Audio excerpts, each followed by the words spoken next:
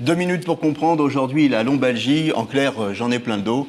Alors, je suis avec le docteur Michel Darmon, vous êtes généraliste en Enghien. Des patients qui viennent vous voir en disant j'ai mal au dos, vous en voyez des tonnes. Hein. Plein.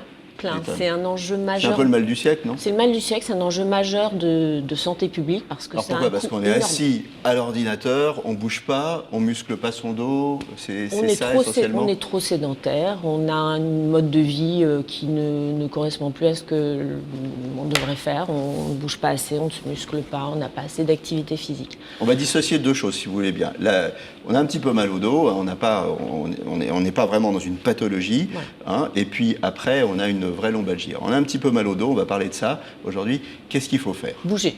Rester actif, ne pas se dire que parce qu'on a mal au dos, on va rester immobilisé, on va s'allonger ou on va rester assis. C'est la dernière des choses à faire. L'activité est essentielle pour éviter un passage à une chronicité.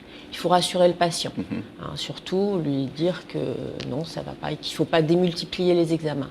Donc devant une lombalgie, on a des traitements qui sont efficaces. Le médecin pourra prescrire des anti-inflammatoires, pourra prescrire des antalgiques, des myorelaxants.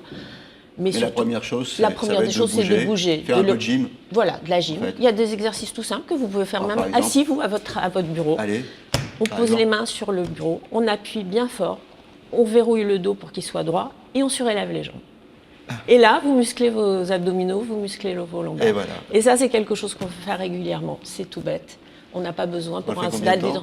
Alors, ça fatigue. Ça, on le fait régulièrement, mais l'activité physique, ça doit être minimum 3 fois par semaine. Une activité qui fait un peu bouger, qui fait transpirer, qui fatigue un petit peu.